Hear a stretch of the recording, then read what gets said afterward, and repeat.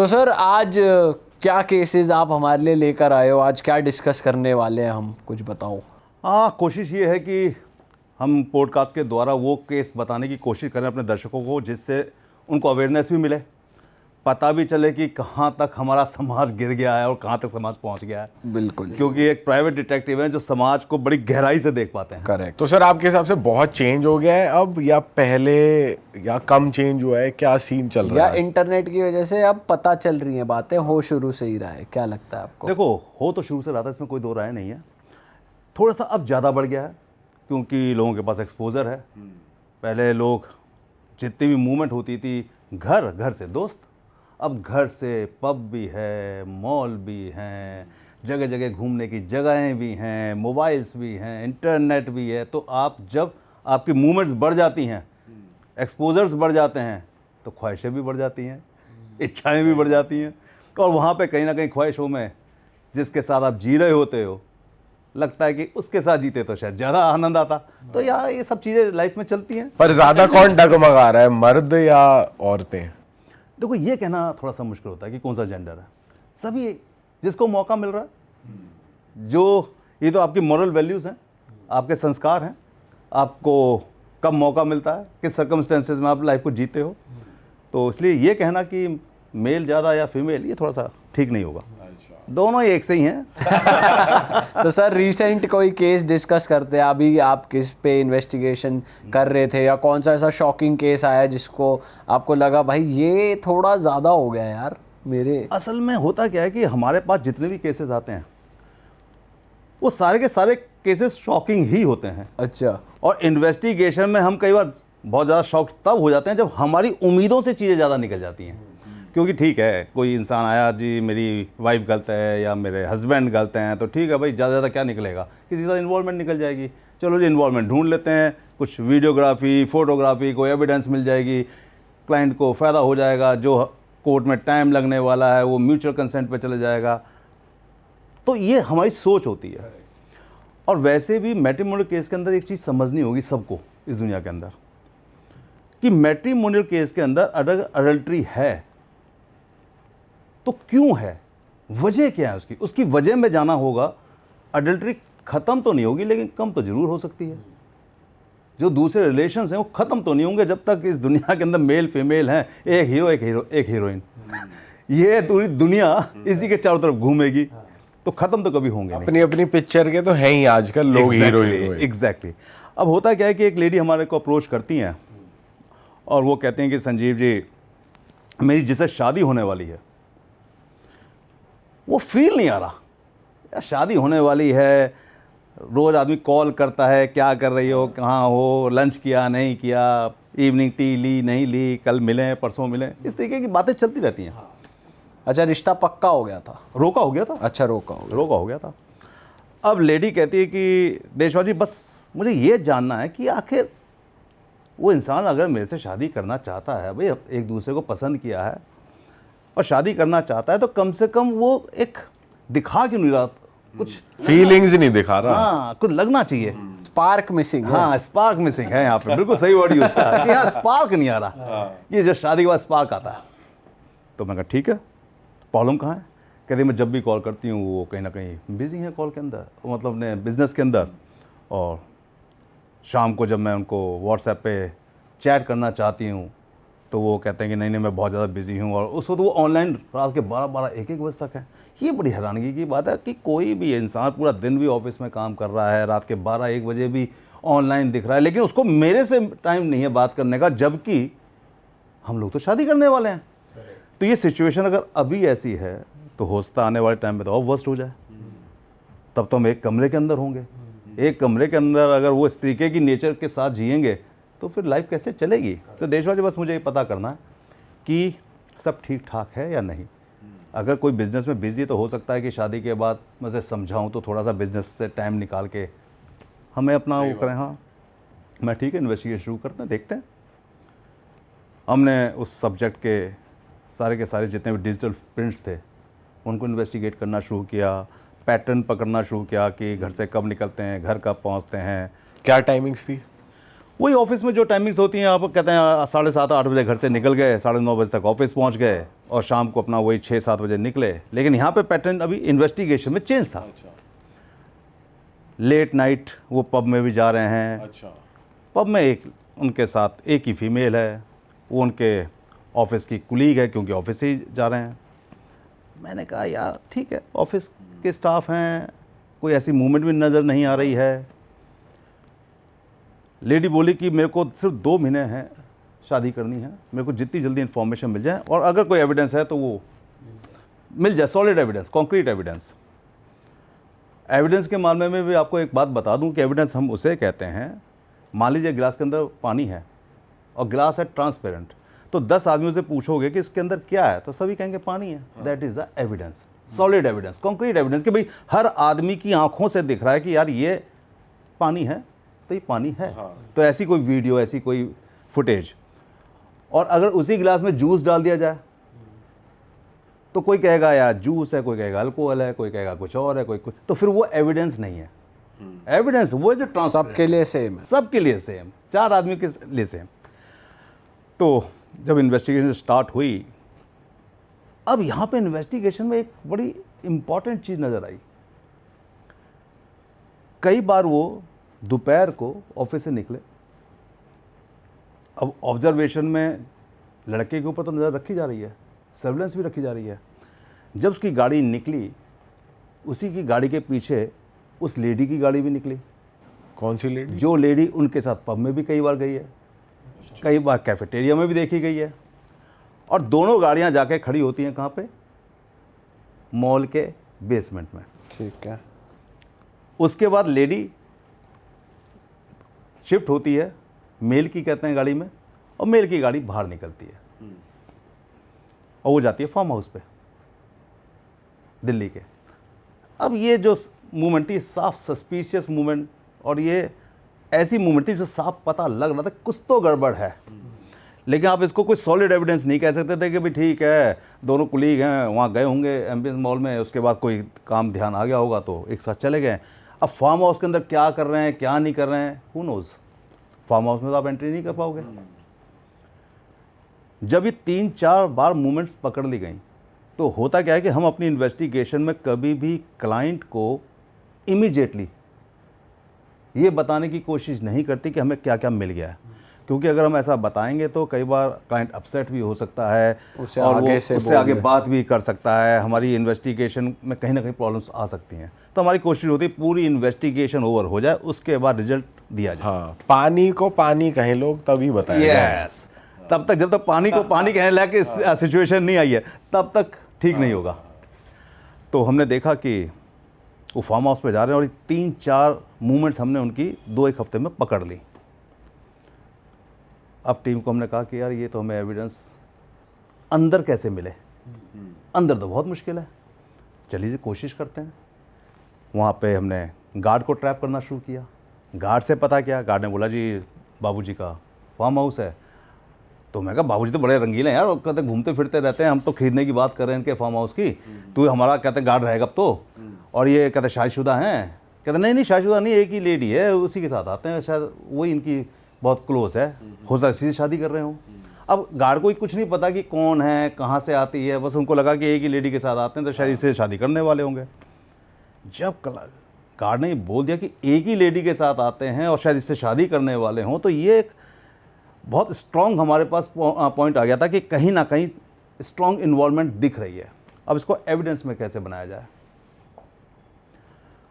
उधर से लेडी का प्रेशर बन रहा है कि भाई टाइम निकल गया है, 1 महीना रह गया है, अगर इमीडिएटली मुझे आंसर नहीं मिला तो मेरी बड़ी प्रॉब्लम हो सकती है। रवैया अभी भी हमारे कहते हैं सब्जेक्ट का वही है कि फ़ोन उठाया नहीं उठाया। 1 महीने में सर कितनी बार मिल लिए थे वो कि आप मतलब सॉलिड फार्म नहीं हो हाउस पा में रहे थे? 3-4 बार तो चले गए थे वो। अच्छा, फार्म हाउस में 3-4 बार चले गए थे। वही दोनों जाते थे, कोई ऐसा भी था कि जैसे कभी बार दोस्त लोग भी या और ज़्यादा भीड़? कभी नहीं हुआ? ना कभी नहीं। और वो सीनियर था, कहते हैं सॉरी लड़का जूनियर था, मैडम सीनियर थी उसकी। अच्छा। और ये मूवमेंट जो 3-4 बार हुई थी, ये बहुत ही ज़्यादा सस्पिशियस मूवमेंट थी, क्योंकि दोपहर को आप गाड़ी एमएस मॉल के बेसमेंट में लगा रहे हो और फिर जा रहे हो फार्म हाउस में।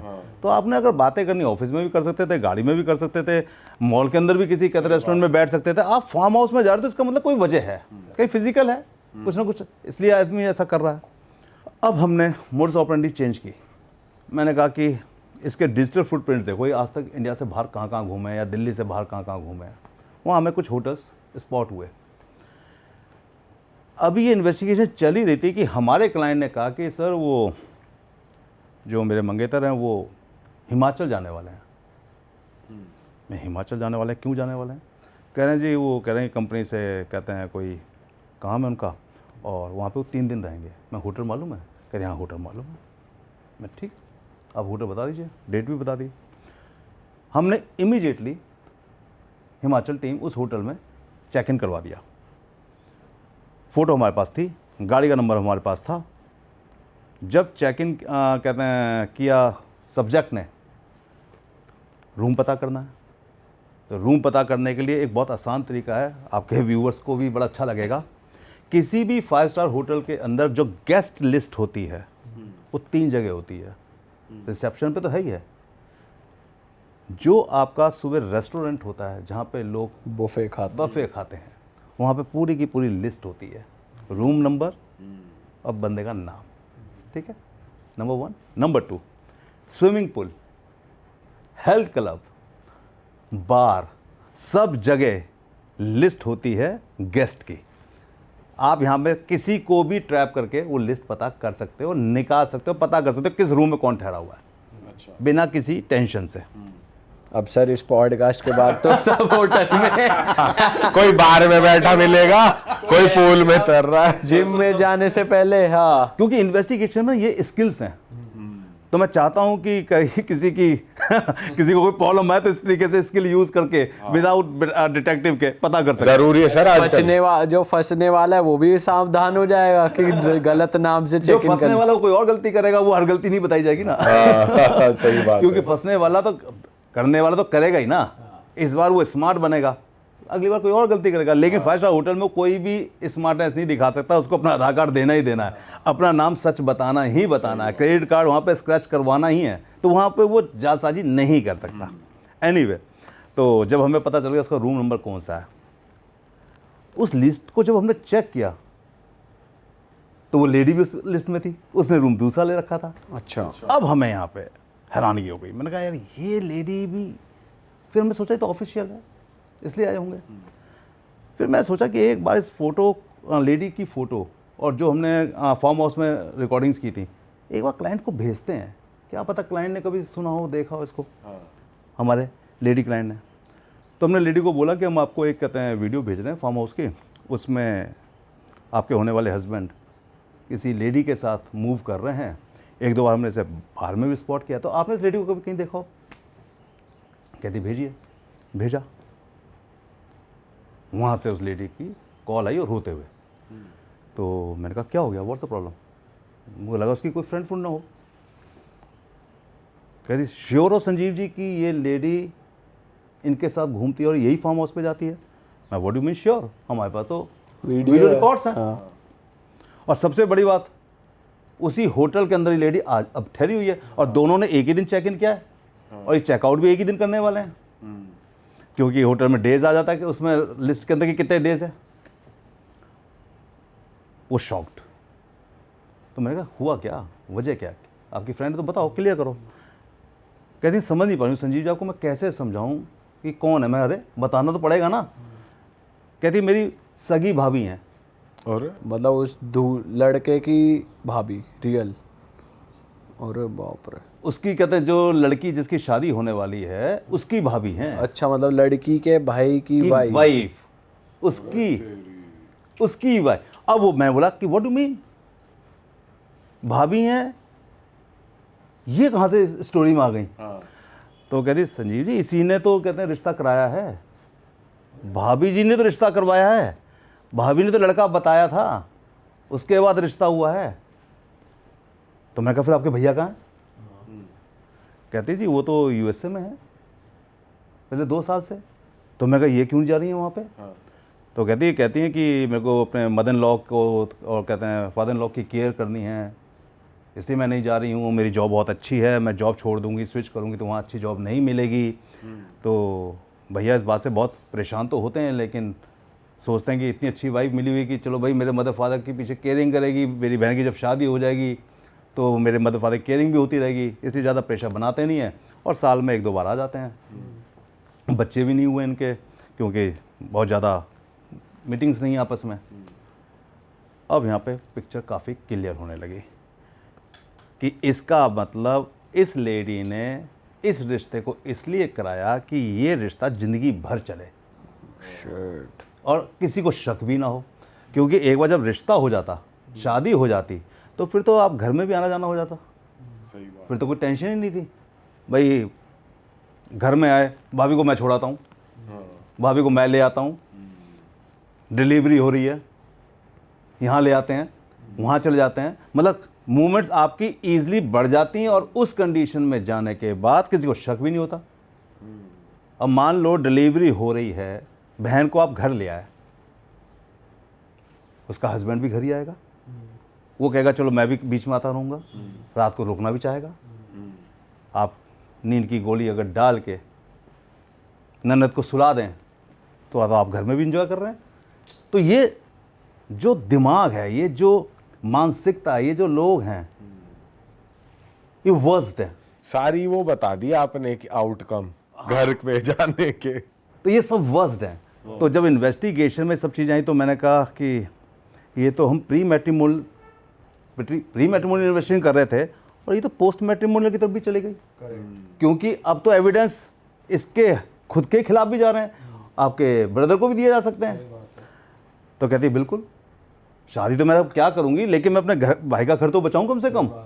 तो भाई का घर बचाने के लिए उसने कहा कि मेरे को जितनी ज़्यादा एविडेंसेस दे सकते हो, शादी तो मैं अब नहीं करनी, चलो कोई बात नहीं, और जैसे वो दिल्ली आएंगे मैं शादी को तोड़ दूंगी और ये बता के तोड़ूंगी, लेकिन मुझे अपने भाई से भी फटाफट कंसल्ट करना है, क्योंकि मुझे अपने भाई को भी बताना है कि भाभी पीछे क्या कर रही हैं और वो एविडेंस मुझे वहाँ भेजनी है। तो आप संजीव जी जितनी मैक्सिमम एविडेंस 5 स्टार होटल से कलेक्ट कर सकते हो, मैं 5 स्टार से क्या कलेक्ट करना है, उनके बैंक रिकॉर्ड के अंदर है कि उन्होंने होटल में कहते पे किया है, वहाँ पे सीसीटीवी हैं, हम लोग वीडियो बना रहे हैं, सुबह बफे में खाना खा रहे हैं, हमारे पास गेस्ट लिस्ट है उनकी जिसके अंदर उनके नाम लिखे हुए हैं, हमारे पास फुटेज है उनकी जो फार्म हाउस पे जा रहे हैं, हमारे पास फुटेज है जो बार में बैठे, इतने सारे एविडेंसेस हैं। दोपहर को 1 महीने में 4-4 मीटिंग फार्म हाउस में हो रही हैं, शादी से पहले ये 5 स्टार होटल में बैठ रहे हैं, रात को ये जा रहे हैं। एक काम और कर लीजिएगा, जब ये सुबह बफे में बैठे होंगे दोनों, आप कॉल कीजिएगा, हम इनकी कॉल को रिकॉर्ड करेंगे, आपको व्हाट्सएप पे ले लेंगे दूसरे नंबर से, आप व्हाट्सएप पे इनको देखिएगा, ये आपका फ़ोन उठाते हैं और क्या बोलते हैं, आपके फ़ोन पे इनकी वॉइस आएगी। वही हुआ, उन्होंने फ़ोन किया, काफ़ी देर तक ऐसे देखा, साइड में रख दिया, भाभी को दिखाया, कॉल कर रही है यार, ये सब रिकॉर्ड हो रहा है, सब दिख रहा है, हमारा भी रिकॉर्ड हो रहा है। उसके बाद बार बार फ़ोन मैंने कहा आप बार बार फ़ोन कीजिए, देखिए क्या होता है, क्या रिस्पॉन्स आता है। जब 4-5 बार फ़ोन मारा, अरे भाई मैं मीटिंग में बैठा हूँ, हर वक्त मुझे तुम तंग करती रहती हो, इस वक्त मेरे पास कहते हैं इतना लोड है वर्क का, मैं तुम्हारी बातें सुनता रहूँ।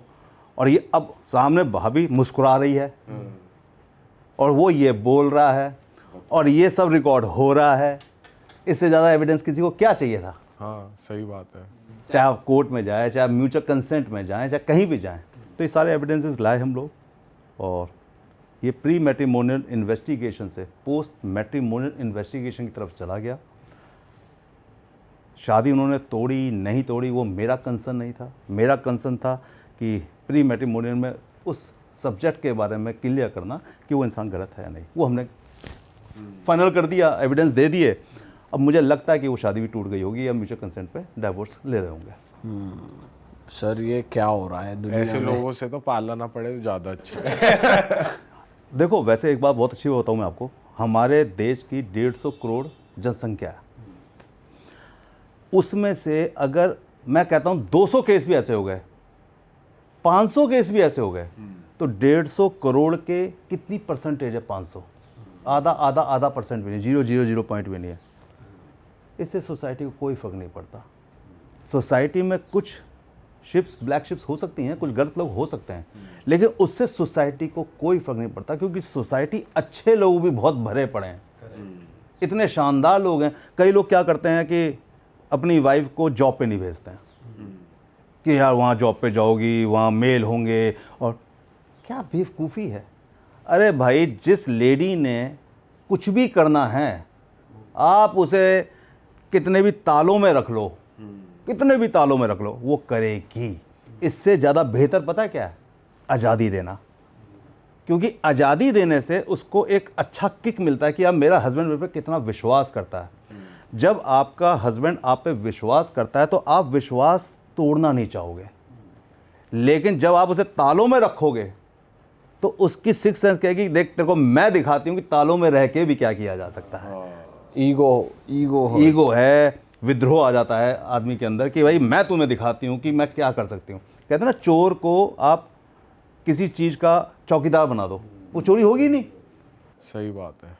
और चोर से बचाओगे कि तू उस घर में नहीं जाएगा, तू उस कमरे में नहीं घुसेगा। चोर कहेगा अच्छा मैं दिखाता हूँ चोरी कैसे की जाती है, तू बचा। और जब तुमने चौकीदार को बोल दिया कि भाई ये देख चीज़ चोरी नहीं होनी चाहिए, तेरी ड्यूटी में है, वो चोरी होगी नहीं। तो आपने अपनी वाइफ को आज़ादी दी, उस पर विश्वास किया, समझ लो 50 से 70% आपने अपनी वाइफ को जीत लिया। और जहाँ आपने अपनी वाइफ पे अंकुश लगाया, शक जाहिर करना शुरू किया, आपने 60-70 रिलेशन ख़राब कर लिए %। ये श्योर हूँ मैं, मेरे 35 साल के एक्सपीरियंस के अंदर मैंने जहाँ भी देखा शक, वहाँ पे लेडीज़ गलत पाई गई हैं। और जहाँ पे देखिए आज़ादी, वहाँ पे मैंने देखा कि लेडीज़ बहुत कम गलत हैं। बट ऑफिस में तो सर बहुत ज़्यादा बढ़ नहीं गई है ये चीज़, अफेयर्स और ये सब। देखो यार, ऑफिस कल्चर सोसाइटी में। है, देखो सोसाइटी है, कल्चर में होता क्या है कि आप मेल फीमेल एक हॉल में काम कर रहे हैं, एक रूम में काम कर रहे हैं, कैफेटेरिया में खाना खा रहे हैं, सुबह 8 बजे से लेके रात के 8 बजे तक 12 घंटे उस स्टाफ के साथ घूम रहे हैं, फिर रहे हैं, और गप्पे शप्पे सब हो रही है, काम भी कर रहे हैं। और वही लेडी या वही जन जब अपने घर जाता है तो हार्डली वाइफ से आधा 1 घंटा मिलता है, 2 घंटे मिलता है, डिनर करता है, फिर अपने काम में लग जाता है। तो वो जो टाइम है, क्वालिटी टाइम, उसने अपने घर में दिया हार्डली 1 से 2 घंटे। और उस 2 घंटे में भी उसने क्या किया? सब्जी नहीं लाए, ये नहीं लाए, वो नहीं लाए, ये परेशानी, वो परेशानी। उस 2 घंटे में भी परेशानियों की बातें ज़्यादा हुई, काम की बात तो कुछ हुई नहीं। लेकिन जब आप ऑफिस में आए तो यहाँ पे कोई परेशानी नहीं आता, बस सिर्फ मस्ती है। तो जहाँ मस्ती है वहाँ पे लगता है कि यार ये लोग कुछ ना कुछ गलत कर रहे हैं। गलत कुछ नहीं हो रहा है, लोग जी रहे हैं, लोग जी रहे हैं। हमें ऐसा नहीं सोचना चाहिए। अगर ऐसा हम सोचेंगे वर्क कल्चर पे कि वर्क कल्चर इतना गंदा हो चुका है, फिर तो लेडीज़ आएंगी नहीं। लेडीज़ आएंगी नहीं तो आप सोचो कि अगर किसी भी कंट्री के अंदर मेल और फीमेल में सिर्फ मेल ही काम करे और फीमेल घर संभाल लें, तो यार वो कंट्री तो 50% तो वैसे ही हार गई। सही बात है। 50% तो पीछे चलेगी वो कंट्री। विश्वास करो अपनी वाइफ के ऊपर, कोई चिंता वाली बात सर ये तो आपने वाइफ के लिए बता दिया कि उन पे जितनी आज़ादी आप दे सकते हो, ट्रस्ट करो, तो वो आपका ट्रस्ट नहीं तोड़ेंगे। सेम पार्टनर है यार। सेम तो ऐसे मेल के लिए बिल्कुल भी यही है। मेल के लिए। अरे मेल अपने दोस्तों के साथ बैठते हैं, ड्रिंक करते हैं, एंजॉय करते हैं, लाइफ को जीते हैं, और आप उसमें शक ढूंढती हो, बेवकूफ़ी करती हो। हर बार बोलती हो मुझे चलो आज वीडियो कॉल्स होने लगी। आज से 15-20 साल 30 साल पहले कहाँ की वीडियो कॉल्स? जो मर्द ने बताया, जो फीमेल ने बताया, वही तो मानोगे ना। तो वही सोच तब वाली अब क्यों नहीं कर सकते आप कि भैया मुझे वीडियो कॉल दिखाओ, कहाँ बैठे हो, कौन दोस्त बैठे हैं? अरे यार 4 दोस्त बैठे हैं, अगर मैं लड़की को छुपाना चाहूँगा तो मैं कहूँगा साइड में हो, दिखा दूंगा। क्या बेवकूफ़ी है? आप कैसे पकड़ लोगे? क्या कहोगे कि उसके पीछे जाके दिखाओ, उसके पीछे जाके दिखाओ? सही बात है। सोच को बदलना पड़ेगा, और कुछ नहीं है। आप विश्वास करो अपने पार्टनर के ऊपर। मुझे लगता है पार्टनर पे विश्वास जो भी करेगा, वहाँ चीटिंग होने के चांसेस कम होंगे। कम होंगे, ख़त्म नहीं होते हैं, कम होंगे। आप विश्वास नहीं करोगे, सोसाइटी भी पीछे जाएगी, आपका जो पार्टनर है वो भी कमज़ोर होगा, मेंटली कमज़ोर होगा, आपके लिए इज्जत नहीं करेगा। नेचुरली आपके लिए क्यों कहते हैं वो रखेगा जब आप उस पर हर बात पे शक ही कर रहे हो? तो ये सब सोच है। और सर जैसे आप इस केस में जैसे आप बता रहे थे, ट्रैकिंग करी आपने कि बंदा कहाँ जा रहा है, कहाँ नहीं जा रहा, किस होटल में गया है, तो ये सब भी नॉर्मल पब्लिक अगर करना चाहे तो कर सकती है? कोई ऐसा है, या फिर ये एक प्रोफेशनली कर सकता है? देखो, इन्वेस्टिगेशन का मतलब क्या है? इन्वेस्टिगेशन का मतलब है आप अपने इंटेलिजेंस को यूज़ कर रहे हो, ठीक है? इंटेलिजेंस क्या सिर्फ दिमाग के अलावा और कोई चीज़ नहीं है? आपकी स्किल्स होती हैं, आपका एक्सपीरियंस होता है, आपके गैजेट्स होते हैं। तो क्या गैजेट्स, क्या एक्सपीरियंस किसी के पास होता है? बिल्कुल नहीं होता। मुझे पता है कि एक पेंटर कैसे पेंट करता है, मैं पेंट कर सकता हूँ लेकिन मास्टर नहीं बन सकता। मुझे पता है कुक खाना कैसे बनाता है, मैं खाना बनाता हूँ लेकिन मास्टर ऑफ द कुक नहीं हो सकता। मैं मास्टर ऑफ द कुक कब हो सकता हूँ? जब मैं पैशन के साथ और पेशेंस के साथ एक लंबे एक्सपीरियंस के साथ उस काम को करूँगा तो मेरे अंदर एक्सपीरियंस आएगा। तो कोई भी आदमी ये सोचे कि मैं जासूस बन जाऊँ, नहीं। आप छोटी मोटी बात, ठीक है जी, वाइफ के मोबाइल में कोई बग डाल दिया आपने, गाड़ी में कोई GPS लगा दिया,